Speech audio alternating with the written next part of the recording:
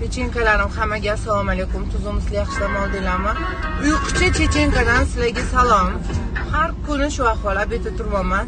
Xullas paytiga keladigan bo'lsak, birinchi kuni o'zim javob berdim. Qo'llarim og'rib ketdi, rejimim buzilib ketdi. Ertalabgacha ham javob yozib ham SMS tugata olmadim. Keyin obedgacha uxladim. Keyin to'xtadim, bu bilet sotishga dedim, bu kimni biriktirmasam o'zim qiynalaman. Ham bu ishlarim, reklamalarim deb o'rtog'imni bilet sotish uchun admin organizator qilib qo'ydim Layloni. Endi o'zim javob bergan kuni ancha muncha odam sotib oldi.